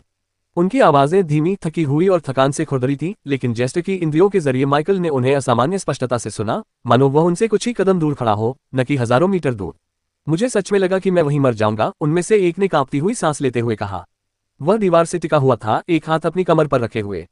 जब वो चीजें दरारों से निकली तो मुझे सच में लगा कि बस अब सब खत्म हो गया। दूसरे ने कड़वी हंसी हंसते हुए कहा, तुम अकेले नहीं थे। वह कंक्रीट की टूटी हुई पटिया पर बैठ गया और अपना चेहरा जोर से रगड़ने लगा, मानो बचे हुए डर को दूर भगाने की कोशिश कर रहा हो। सौभाग्य से वे साहसी लोग आ गए। अगर वे न होते तो ब्राइट गेट खत्म हो चुका होता। हम भी। दूसरा व्यक्ति कुछ पल चुप रहने के बाद फिर बोला, जब मैंने साधना अकादमी से स्नातक किया और फेडरेशन सैनिकों के साथ मोर्चे पर जाने के बजाय सुपर एसोसिएशन के लिए काम करना चुना। उसने एक गहरी सांस ली। अपने ही शहर में लगभग मरते मरते बचना मेरी योजना का हिस्सा नहीं था। पहले वाले ने हल्की सी नाक सिकुड़ी। ऐसा इसलिए है क्योंकि तुम भोले थे। शायद। अंततः दुनिया कभी भी पूरी तरह से सुरक्षित नहीं थी। उनकी आवाज धीमी हो गई। चाहे आप किसी शहर में छिपे, संगठन में शामिल हो या मोर्चे पर जाएं, खतरा तो खतरा ही है। किसी के पास एकमात्र वास्तविक सुरक्षा उसकी अपनी ताकत ही है। दूसरे आदमी ने कोई बहस नहीं की। कुछ देर बाद उसने हल्के से सिर हिलाया। कम से कम हम आम लोगों से तो बेहतर स्थिति में हैं। वे तो अपनी रक्षा भी नहीं कर सकते थे। माइकल बैठक कक्ष से सुन रहा था, उसके चेहरे के भाव थोड़े अजीब हो गए थे। सब कुछ इतना स्पष्ट था कि वह हैरान रह गया। शब्द तो नहीं, लेकिन उन्हें बोलने वाले लोगों के आसपास की हर चीज, उनकी सांसें, उनके दिल की धड़कन की लय, उनकी आवाजों में अभी भी मौजूद डर की हल्की सी कपकपी। यहां तक कि जब उनमें से किसी ने अपनी आस्तीन ठीक की तो कपड़े की सरसराहट भी उसे बिल्कुल सटीक रूप से सुनाई दी। ये बेतुका था। यह महज बेहतर श्रवण शक्ति नहीं थी। ये लक्ष्य के आसपास घटित होने वाली हर चीज को दूरी की परवाह किए बिना सीधे तौर पर सुनने के लगभग बराबर थी। माइकल प्रभावित हुए बिना नहीं रह सका। भले ही जेस्टर द्वारा अपने नियम का वर्तमान उपयोग प्रत्यक्ष रूप से कोई असाधारण परिणाम न दे पाए, लेकिन सूचना जुटाने के लिहाज से यह अपने आप में ही बेहद चिंताजनक था। जब तक जेस्टर की इंद्रियां किसी तक पहुंच सकती थी, तब तक वास्तव में कुछ भी गोपनीय नहीं रह पाता। उसी समय माइकल के होंठ हल्के से फड़क उठे। उद्धरण चिन्ह ... मुझे ऐसा क्यों लग रहा है जैसे मैं गपशप करने वाला हूं। जेस्टर की शांत आवाज ने तुरंत जवाब दिया, क्योंकि मालिक एक निजी बातचीत सुन रहे हैं। माइकल एक पल के लिए चुप रहा, फिर उसने स्वीकार किया, ठीक है। उन्होंने कुछ देर चुप्पी साधने के बाद अधिक महत्वपूर्ण प्रश्न पूछा, क्या इससे उन पर कोई असर पड़ेगा? जेस्टर तुरंत समझ गया, नहीं स्वामी जी, जब तक मैं उनके भाग्य में सीधे हस्तक्षेप नहीं करता तब तक उन पर कोई असर नहीं पड़ेगा। उन्हें मेरी निगरानी का पता भी नहीं चलेगा, न ही उन्हें कुछ असामान्य लगेगा। बिल्कुल नहीं, मेरी वर्तमान स्थिति में, जेस्टर ने उत्तर दिया, मेरी दृष्टि को विश्वसनीय रूप से महसूस करने के लिए किसी को मुझसे कम एक पद ऊपर होना पड़ेगा। यदि लक्ष्य साधारण है तो यह और भी कठिन हो जाता है। जब तक मैं सीधे संपर्क न करूं, उनकी इंद्रियां इतनी मंद होंगी कि वे इस तरह की किसी चीज को महसूस नहीं कर पाएंगी। यह उस बूढ़े व्यक्ति की यादों से मैंने जो समझा है उस पर आधारित है। मुझे केवल उस पद के लोगों से सावधान रहने की आवश्यकता होगी। इससे माइकल और भी ज्यादा प्रभावित हुआ। उसी समय भाग्य में हस्तक्षेप करने की बात ने उसके मन में एक और बात उजागर कर दी। जेस्टर का नया कौशल, भाग्य से संबंधित कौशल। माइकल की निगाहें थोड़ी और तीखी हो गईं। अगर तुम अब उनके भाग्य को छूते हो तो क्या इसका उन पर कोई असर पड़ेगा? जेस्टर एक पल के लिए चुप रहा, फिर बोला, मेरी जानकारी के अनुसार ऐसा होना चाहिए। माइकल के चेहरे के भाव में थोड़ा बदलाव आया। इससे पहले कि वह कुछ गलत समझ पाता, जेस्टर ने अपनी बात जारी रखी, इसका उन पर असर पड़ना चाहिए, लेकिन जरूरी नहीं कि हानिकारक तरीके से। कम से कम तब तो नहीं जब हस्तक्षेप मामूली हो। मेरी वर्तमान समझ के अनुसार धागे के हल्के संपर्क से केवल मामूली बदलाव होते हैं। खतरा तभी बढ़ता है जब हस्तक्षेप जोरदार, बार बार होने वाला या किसी बड़े परिणाम की ओर निर्देशित हो। माइकल ने एक पल सोचा, तो ये हानिरहित नहीं था, लेकिन यह अपने आप में खतरनाक भी नहीं था। ये बात समझ में आती है। आखिरकार भाग्य तो भाग्य ही होता है, इससे जुड़ी किसी भी बात को हल्के में नहीं लिया जा सकता। फिर भी उसकी जिज्ञासा पूरी तरह जागृत हो चुकी थी। तो चलिए इसे आजमाते हैं, माइकल ने कहा, लेकिन अगर कुछ गड़बड़ हुई तो हम तुरंत रुक जाएंगे। मैं सच कह रहा हूं, हम किसी चीज का परीक्षण करने के चक्कर में गलती से भी निर्दोष लोगों को नुकसान नहीं पहुंचाएंगे। विदूषक ने बिना कोई प्रश्न किए इसे स्वीकार कर लिया। जैसा स्वामी की इच्छा हो। जेस्टर के शरीर पर बने हल्के सुनहरे रंग के चिन्ह एक बार स्पंदित हुए। इमारत के नीचे सुपर एसोसिएशन के 2 कर्मचारी आपस में बात करते रहे। जेस्टर के सपने में, जिसे माइकल अब इतनी स्पष्टता से देख सकता था मानो वह उसका अपना सपना हो, कुछ बदल गया। दोनों व्यक्तियों के चारों ओर कई हल्के सुनहरे बुलबुले दिखाई देने लगे। वे चुपचाप उनके चारों ओर तैर रहे थे, कुछ पास, कुछ थोड़ी दूरी पर। प्रत्येक बुलबुला एक अस्पष्ट अस्थिरता के साथ झिलमिला रहा था, जिससे ऐसा लग रहा था मानो वे किसी भी क्षण फट सकते हैं। माइकल ने अपनी आंखें सिकोड़ लीं। उद्धरण चिन्ह ... ये क्या है? उनका भाग्य, जेस्टर ने शांत भाव से उत्तर दिया। इतने सारे, ये परिस्थितियों पर निर्भर करता है, जेस्टर ने कहा। यदि किसी व्यक्ति के पूरे जीवनकाल के भाग्य को गिनने का प्रयास किया जाए तो ये गिनती से परे होगा।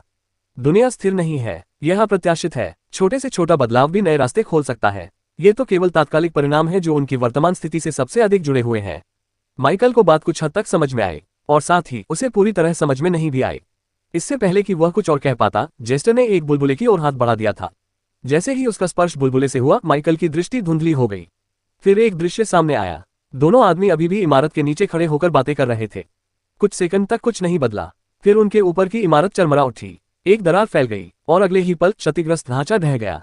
पत्थर, स्टील और टूटा हुआ कंक्रीट नीचे गिर पड़ा। दोनों आदमियों को प्रतिक्रिया करने का समय भी नहीं मिला और वे उसके नीचे दब गए। वे मर गया। माइकल की पुतलियां सिकुड़ गईं। वह दृश्य गायब हो गया। वह क्या था? उनका तत्काल अंजाम यही होगा, जेस्टर ने तुरंत जवाब दिया। फिर उसने दूसरे बुलबुले की ओर रुख किया। फिर एक दृश्य उभरा। इस बार कुछ अंतर थे। बाईं ओर बैठा व्यक्ति पहले हिला, दूसरा थोड़ा ज्यादा हंसा। उनके शब्द बिल्कुल एक जैसे नहीं थे। इस दृश्य में एक पक्षी ऊपर से उड़ गया। उनमें से एक ने आधे पल के लिए ऊपर देखा, फिर भी इमारत ढह गई। वे फिर मर गए। जेस्टर दूसरी जगह चला गया। उनमें से एक आदमी पहले ही जाने की कोशिश कर रहा था। दूसरे ने उसे रोककर आखिरी बात कही। समय बदल गया। उनकी स्थिति बदल गई। रहने का कोण थोड़ा बदल गया, लेकिन परिणाम वही रहा। वे मर गया। माइकल चुप हो गया। एक के बाद एक बुलबुले में थोड़ा थोड़ा बदलाव दिख रहा था, लेकिन अंततः नतीजा एक ही था। 7वें बुलबुले तक आते आते माइकल को काफी कुछ समझ आ चुका था। जैसे जैसे अर्थ स्पष्ट होता गया, उसके चेहरे के भाव धीरे धीरे बदलते गए। तो यही नियति थी। यह कोई काल्पनिक अवधारणा नहीं थी। ये संभावित परिणाम थे जो वर्तमान के इर्द गिर्द पहले से ही मंडरा रहे थे। और अगर कुछ नहीं बदला तो वे दोनों आदमी मर जाएंगे। माइकल सुनहरे बुलबुलों को ऐसे गंभीर भाव से घूर रहा था जैसा पहले कभी नहीं था। उद्धरण चिन्ह ... मैं समझ गया। पहली बार उसके मन में भाग्य की अवधारणा थोड़ी स्पष्ट हुई। यह कोई एक निश्चित रेखा नहीं थी। यह वर्तमान परिस्थितियों से उत्पन्न संभावित रास्तों का एक समूह था। उनकी आवाज धीमी हो गई। तो अगर कोई दखल नहीं देता तो यही होता है। जी हाँ स्वामी जी, कम से कम उनके आसपास मौजूद निकट भविष्य को देखते हुए तो यही लगता है। माइकल की निगाहें बुलबुलों पर टिकी रहीं। फिर उनकी नजर ऊपर स्थित क्षतिग्रस्त इमारत की ओर मुड़ गई, जहां दोनों आदमी मौजूद थे। वह बैठक कक्ष से गायब हो गया और शहर के ऊपर हवा में प्रकट हुआ। उसके नीचे वह इमारत ठीक उसके स्थान के नीचे स्थित थी। वह हिलने ही वाला था कि जेस्टर की आवाज ने उसे रोक दिया। गुरुजी, प्रतीक्षा कीजिए। माइकल का शरीर बीच में ही रुक गया। उसकी निगाहें अभी भी नीचे की इमारत पर टिकी हुई थीं। क्या मैं पहले कुछ आजमाना चाहूंगा? माइकल ने हल्के से भौहें चढ़ाईं। सामान्य परिस्थितियों में वह इस विचार पर गौर भी नहीं करता, लेकिन इतनी दूरी से और अपनी वर्तमान शक्ति के साथ किसी भी क्षण इस पतन को रोकना मुश्किल नहीं था। अगर कुछ गड़बड़ भी हो जाती तो वह दोनों आदमियों की मौत से पहले हस्तक्षेप कर सकता था। तो थोड़ी देर रुकने के बाद उन्होंने कहा, ठीक है, लेकिन जल्दी करो, जैसा स्वामी चाहे। जेस्टर की आवाज शांत रही। भाग्य को बदलने के 2 तरीके हैं। पहला प्रत्यक्ष है, दूसरा अप्रत्यक्ष है। गुरु का इरादा प्रत्यक्ष विधि अपनाने का था। शारीरिक रूप से प्रकट होना, घटनाओं के भौतिक क्रम में हस्तक्षेप करना और परिणाम को बदलने के लिए मजबूर करना। माइकल को यह बात तुरंत समझ आ गई। और अप्रत्यक्ष का क्या? स्वयं भाग्य में हस्तक्षेप करना। जैसे ही जेस्टर ने यह कहा, माइकल का साझा दृष्टिकोण फिर से बदल गया। दोनों आदमियों के चारों ओर सुनहरे बुलबुले बदलने लगे। उनकी संख्या बढ़ने लगी, लेकिन पहले के विपरीत ये नए बुलबुले खाली थे। वे एक के बाद एक तेजी से उभरने लगे और पहले से कहीं अधिक संख्या में दोनों आदमियों को घेर लिया। पहले तो उनमें कुछ भी नहीं था, फिर उनके अंदर दृश्य चमकने लगे। एक बुलबुला बना, फिर गायब हो गया। उसकी जगह दूसरा बुलबुला प्रकट हुआ। और भी बुलबुले दिखाई दिए, और भी गायब हो गए। कुछ बुलबुले तेजी से झिलमिलाए, कुछ थोड़ी देर और रुके और फिर गायब हो गए, मानो किसी अदृश्य शक्ति ने उन्हें ठुकरा दिया हो। माइकल चुपचाप देखता रहा। उसे ऐसा लग रहा था मानो वह किसी ऐसी प्रणाली को देख रहा हो जो तेजी से खुद को पुनर्गणना कर रही हो।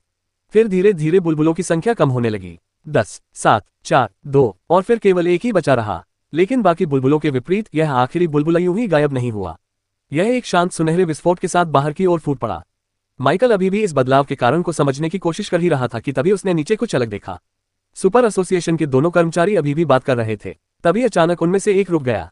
उद्धरण चिन्ह ... मुझे अचानक भूख क्यों लगने लगी है? दूसरे ने पलकें झपकाईं। उद्धरण चिन्ह ... अब जब तुमने इसका जिक्र किया है तो मुझे भी यही लगता है। पहले वाले ने थकी हुई सांस छोड़ी। चलो वापस डाल पर चलते हैं और कुछ पकड़ लेते हैं, इससे पहले कि मैं सचमुच गिर जाऊं। दूसरे ने हल्की सी हंसी हंसी। बिना देर किए वे दोनों इमारत के नीचे से बाहर निकल आए। उनके ऊपर क्षतिग्रस्त ढांचा चरमरा उठा और अगले ही पल इमारत ठीक वैसे ही ढह गई जैसे माइकल ने अपने देखे हर बुलबुले में देखा था। पत्थर, इस्पात और टूटा हुआ कंक्रीट जोर से नीचे गिर पड़ा। लेकिन इस बार वे दोनों व्यक्ति उसके नीचे नहीं थे। वे सदमे से पीछे हट गए और सड़क के उस पार धूल और मलबा उड़ता हुआ देखकर दंग रह गए, जहां वे कुछ ही क्षण पहले खड़े थे। उनमें से एक का चेहरा पीला पड़ गया, दूसरे ने जोर से गाली दी। उनमें से किसी को भी इस बात का पता नहीं था, लेकिन ये पहली बार था जब वे जीवित बचे थे। एक पल के लिए माइकल बस देखता ही रह गया। रहने से उठी धूल अभी भी नीचे सड़क पर फैल रही थी, धीमी धूसर लहरों के रूप में बाहर की ओर लुढ़कती हुई आसपास की इमारतों की नींव को ढक रही थी। टूटे हुए पत्थर और चकनाचूर कंक्रीट के टुकड़े सड़क पर हर दिशा में बिखरे पड़े थे। दोनों कर्मचारी सदमे से स्तब्ध थे। न तो उन्होंने तुरंत कुछ बोला और न ही हिले डुले। फिर उनमें से एक ने सांस छोड़ी। बाल बाल बच गए, उन्होंने अंत में कहा। दूसरे आदमी ने कुछ नहीं कहा, वह बस घूरता रहा। माइकल ऊपर से देख रहा था। शहर उसके नीचे भोर की हल्की धूसर रोशनी में फैला हुआ था और उसने महसूस किया कि उसके सीने में कुछ धीरे से बैठ गया है। माइकल की आंखें थोड़ी सिकुड़ गईं। उद्धरण चिन्ह ... तो यही नियति है। उसकी आवाज धीमी थी। फिर उसकी नजर उसके हाथ में रखी मांसल वस्तु पर टिक गई। विदूषक, हाँ मास्टर, इसकी कीमत क्या है? माइकल ने बिना झिझक पूछा। अब उसके लहजे में कोई उत्साह नहीं था। विदूषक के नियम और कौशल का प्रभाव देखने के बाद माइकल को एक पल के लिए भी विश्वास नहीं था कि भाग्य को ही प्रभावित करने वाली कोई चीज बिना किसी कीमत के मिल सकती है। ये जीवन शक्ति को नष्ट कर देता है, जेस्टर ने उत्तर दिया। लेकिन तुम तो अमर हो। माइकल की निगाहें हल्की सी झिलमिला उठीं। तुम्हारे अंदर सार तो है, लेकिन ये किसी सजीव प्राणी की तरह काम नहीं करता। अमर प्राणी जीवन शक्ति पर उसी तरह निर्भर नहीं थे। उनका अस्तित्व अलग तरह से कायम था। उनका सार एक स्थिर मूल तत्व के करीब था, न कि किसी प्रवाहित संसाधन के। तो फिर यह आपके शरीर को कैसे प्रभावित करता है? माइकल ने पूछा। हे स्वामी, आकाश सुंदर है। उसके रहस्यों को जानने या उससे कुछ प्राप्त करने के लिए बदले में कुछ देना पड़ता है। पद मायने नहीं रखता। चाहे कोई जीवित हो या मृत, धनी हो या गरीब, आवश्यकता एक ही रहती है। जेस्टर का लहजा अपरिवर्तित रहा। यद्यपि मैं अमर हूं, फिर भी मेरी आत्मा का क्षय हो रहा है। वैसे भी यदि पुनर्प्राप्ति की धीमी गति को नजरअंदाज कर दिया जाए तो जीवन शक्ति पुनः प्राप्त की जा सकती है। माइकल ने धीरे से अपनी जीभ चटकाए। इससे भी तेज तरीके हैं, जेस्टर ने आगे कहा। माइकल को पहले से ही अंदाजा था। बताओ। उद्धरण चिन्ह ... उपभोग। माइकल के चेहरे पर थोड़ी उदासी छा गई। दूसरों के, जी हाँ गुरुजी, अन्य प्राणियों के सार को आत्मसात करने से स्वास्थ्य लाभ में तेजी आ सकती है। माइकल की जेस्टर पर पकड़ थोड़ी और कस गई। एक पल के लिए उसके आसपास की हवा ठंडी होती हुई प्रतीत हुई। क्या इसमें इंसान भी शामिल है? हाँ। जवाब में कोई भावना नहीं दिखाई गई। उद्धरण चिन्ह ... अच्छा ऐसा है। इसके बाद तत्काल कोई प्रतिक्रिया नहीं मिली। हालांकि जेस्टर ने आगे कहा, यह केवल बुद्धिमान जातियों तक ही सीमित नहीं है। माइकल की निगाहें थोड़ी सी घूमी। समझाओ, राक्षसों का भी उपयोग किया जा सकता है। उनकी कार्यक्षमता कम होती है, लेकिन वे व्यवहारी हैं। माइकल के चेहरे पर थोड़ी राहत दिखी। उसने सटीक दर के बारे में पूछने की जहमत नहीं उठाई। जब तक पर्याप्त संसाधन उपलब्ध थे, जो कुछ खोया था उसकी भरपाई हो जाएगी। ऐसे मामलों में यही तरीका होता है। उसकी निगाहें फिर नीचे शहर पर टिक गईं। दोनों आदमी पहले ही उस इलाके से जा रहे थे, अभी भी सहमे हुए थे लेकिन जीवित थे। माइकल के होंठ हल्के से मुड़े। वह सोचने लगा कि क्या वह भी कभी इस तरह की कला का इस्तेमाल कर सकता है। लेकिन इस तरह की कला को समझना आसान नहीं होगा। बेहतर होगा कि आने वाले दिनों में जेस्टर को इसे इस्तेमाल करते हुए देखा जाए, अवलोकन से पर्याप्त समझ विकसित की जाए और फिर सही समय आने पर और जेस्टर के पास उसे मार्गदर्शन देने के लिए पर्याप्त अनुभव होने पर खुद इसे आजमाया जाए। बेशक माइकल भी अपने कानून का इस्तेमाल कर सकता था। बात सिर्फ इतनी थी कि इस तरह के रहस्यमय मामले में वह अंधाधुंध आगे बढ़ने के बजाय इसके काम करने के तरीके के बारे में प्रासंगिक जानकारी हासिल करना चाहता था। अगर उसने किसी ऐसी चीज को छू लिया जिसे उसे नहीं छूना चाहिए था, तो ये बुरा होगा। माइकल के आसपास का स्थान थोड़ा विकृत हो गया। उद्धरण चिन्ह ... चलो वापस चलते हैं। वह तुरंत गायब हो गया। जेस्टर के विकास का मामला सुलझ जाने के बाद माइकल ने इस विषय पर ज्यादा विचार नहीं किया। अब आगे बढ़ने का समय था। उसके 2000 से अधिक मरे हुओं में से एक भी रैंक 3 से नीचे नहीं था। यही उसका हमेशा से नियम रहा था। हर उन्नति से पहले उसके पास हमेशा अपनी वर्तमान स्थिति से कहीं अधिक शक्ति होती थी और उसके मरे हुए उससे एक कदम आगे खड़े होते थे, एक ऐसा आधार बनाते थे जिस पर वह भरोसा कर सकता था। स्वयं के उन्नत स्तर पर पहुंचने के बाद भी ये लाभ बना रहा। लेकिन अब तीसरे रैंक में प्रवेश करने के बाद आगे का रास्ता उतना सीधा नहीं रहा। चौथा रैंक अलग था। अंतर केवल शारीरिक शक्ति का नहीं था, बल्कि एक गुणात्मक परिवर्तन था। माइकल के लिए भी आगे का रास्ता जटिल हो गया था, लेकिन इससे जो करना आवश्यक था उसमें कोई बदलाव नहीं आया। घर लौटने के बाद माइकल फिर से भूले हुए लोगों के क्षतिग्रस्त ताबूत में प्रकट हुआ। उसके सामने एक आकृति बेजान पड़ी थी। शरीर तो सही सलामत था, लेकिन खोखला था। जेस्टर ने चेतना को पूरी तरह से निगल लिया था। जो बचा था वह महज एक खोखला ढांचा था। रैंक 4 का गोला। माइकल कुछ कदम दूर रुक गया। उसकी निगाहें शांत थीं और वह शव को निहार रहा था। यह उन 2 रैंक 4 शवों में से एक था जिन पर उसका कब्जा था। पहला था राक्षसी अलौकिक शक्ति का वयोवृद्ध, दूसरा था ड्रेक। उन दोनों में से उसकी नजर सबसे पहले बूढ़े आदमी पर पड़ी। मैं तुमसे शुरू करूंगा। इसके पीछे कोई विशेष कारण नहीं था, सिवाय इसके कि बूढ़े व्यक्ति के कदकाठी के कारण यह प्रक्रिया अधिक सुगम प्रतीत होती थी। आखिरकार किसी मरे हुए प्राणी को पुनर्जीवित करने के लिए भी आकार मायने रखता है। ये सोचना नासमझी होगी कि रैंक 3 के विशालकाय प्राणी को पुनर्जीवित करने की लागत रैंक 3 की तितली को पुनर्जीवित करने के बराबर होगी। हालांकि बूढ़ा आदमी अब सिर्फ एक खोखला शरीर था, फिर भी तकनीकी रूप से वह जीवित था। उसे पूरी तरह से मरे हुए में बदलने के लिए माइकल को पहले उसे मारना होगा। कुछ क्षणों के लिए माइकल चुपचाप वहीं खड़ा रहा, अपने चेहरे पर एक अजीब से भाव के साथ उस बेजान शरीर को घूरता रहा। यह न तो डर था, न ही दया से उपजी हिचकिचाहट। ये बस एक बेचैनी थी, वैसी बेचैनी जो किसी अप्रिय काम को करने से आती है, भले ही वह स्पष्ट रूप से आवश्यक हो। उसने मन ही मन इसकी तुलना मुर्गी को खाने से पहले मारने से की। इसमें कोई नैतिक संघर्ष नहीं था, लेकिन फिर भी ये प्रक्रिया सुखद नहीं लग रही थी। माइकल ने धीरे से सांस छोड़ी। उस बूढ़े आदमी ने उसे जान से मारने की कोशिश की थी। इतना ही नहीं, वो उस समूह का हिस्सा था जो आंटी मिया और लिली का इस्तेमाल उसके खिलाफ हथियार के तौर पर करना चाहता था। बस इस बात को याद करके ही उसका बचा खुचा दर्द काफी हद तक कम हो गया। उसने उस आदमी को शांतिपूर्ण मौत देने का फैसला किया। उसकी वर्तमान हालत में बूढ़े आदमी को कुछ भी महसूस नहीं होता, लेकिन माइकल को खून देखना बिल्कुल पसंद नहीं था। माइकल ने धीरे से अपना दाहिना हाथ उठाया। उसकी उंगलियों पर ऊर्जा एकत्रित हुई और एक पतले, लगभग अदृश्य बिंदु में सिमट गई। फिर उसका हाथ तेजी से आगे बढ़ा और उसकी उंगलियां बूढ़े आदमी की छाती में धंस गईं। उन्हें प्रतिरोध का सामना करना पड़ा। इस अवस्था में भी चौथे दर्जे के प्राणी का शरीर बिल्कुल भी कमजोर नहीं था। मांसपेशियां और हड्डियां सभी सामान्य प्राणियों की तुलना में कहीं अधिक मजबूत थीं। सामान्य परिस्थितियों में एक मजबूत तलवार भी इसे पूरी तरह से भेदने में संघर्ष करती, लेकिन प्रतिरोध की शक्ति न होने के कारण ये खोखला था। निरंतर प्रयास के बाद ये टूट गया। माइकल की उंगलियां मांस और हड्डी को भेदती हुई आगे बढ़ती गईं, जब तक कि वे हृदय तक नहीं पहुंच गईं। उसकी त्वचा पर गर्माहट का स्पर्श हुआ। कलाई को हल्का सा घुमाते ही उसकी उंगलियों पर केंद्रित ऊर्जा अंदर की ओर फैल गई और चुपचाप हृदय के बचे हुए हिस्से को कुचल दिया। बूढ़े आदमी का शरीर हल्का हल्का कांप उठा। माइकल को सबसे ज्यादा आश्चर्य इस बात से हुआ कि दिल नष्ट हो जाने के बावजूद भी उस आदमी की जीवन शक्ति दृढ़ता से बनी हुई थी, जो चौथे दर्जे के प्रशिक्षण का वास्तविक अर्थ दर्शाती थी। माइकल ने अपने से ऊंचे दर्जे के लोगों के प्रति श्रद्धा भाव से धीरे से सांस छोड़ी। दुर्भाग्यवश हृदय नष्ट हो जाने के कारण उस बूढ़े व्यक्ति की मृत्यु अवश्य हो गई। जीवन का धुंधला सा बचा हुआ अंश भी गायब हो गया। माइकल ने धीरे से अपना हाथ पीछे खींच लिया। सीने में एक छोटा सा छेद रह गया था। उसने उस पर एक पल के लिए नजर डाली, फिर नजरें हटा ली। अब जब वह बूढ़ा व्यक्ति सचमुच मर चुका था, तो मरे हुए के निर्माण की आवश्यकता पूरी हो चुकी थी। किसी मरे हुए प्राणी को बनाने के दो तरीके थे। पहला तरीका था मरे हुए प्राणियों को पुनर्जीवित करने की क्षमता, जो उसकी कक्षा द्वारा उसके जागृत होने के तुरंत बाद से ही दी गई एक सहज और स्वाभाविक क्षमता थी। यह तरीका सरल और कारगर था। इसके लिए किसी तैयारी या सामग्री की आवश्यकता नहीं थी, बस एक शव और उसकी इच्छा शक्ति। अगर यह असफल भी हो जाता तो वह कुल 3 बार तक दोबारा प्रयास कर सकता था। तीसरे प्रयास के बाद चाहे सफलता मिले या असफलता, उस विशेष लक्ष्य को बदलने का अवसर हमेशा के लिए समाप्त हो जाता। लेकिन इससे भी महत्वपूर्ण बात यह थी कि सफलता की कोई गारंटी नहीं थी। माइकल की तुलना में लक्ष्य जितना मजबूत होता, सफलता की संभावना उतनी ही कम होती जाती और हर असफलता इसे और भी कम कर देती। ये चौथे दर्जे का शव था, एक ऐसा अस्तित्व जो उसके वर्तमान स्तर से परे था। भले ही बूढ़ा व्यक्ति केवल एक खोखला ढांचा था, शरीर की गुणवत्ता में कोई परिवर्तन नहीं आया था, जिसका अर्थ ये था कि केवल कौशल पर निर्भर रहने से विफलता की संभावना बहुत अधिक बढ़ जाती थी। माइकल को यह बात पसंद नहीं आई। उनके विचार स्वाभाविक रूप से दूसरी विधि की ओर मुड़ गए, अनुष्ठान की ओर। कौशल के विपरीत यह कोई ऐसी चीज नहीं थी जो आसानी से मिल जाती हो। इसके लिए ज्ञान, तैयारी और सामग्री की आवश्यकता होती थी, लेकिन बदले में ये कहीं अधिक स्थिर चीज प्रदान करता था। समान संख्या में प्रयासों में सफलता की दर काफी अधिक थी। अकादमी के उच्च संसाधनों तक पहुंच प्राप्त करते ही माइकल को अनुष्ठान का ज्ञान हो चुका था। आखिरकार यह उसकी नींव से संबंधित था, और इससे भी महत्वपूर्ण बात यह थी कि उसके पास आवश्यक सामग्री की भी कोई कमी नहीं थी। माइकल के होंठ हल्के से मुड़े। उद्धरण चिन्ह ...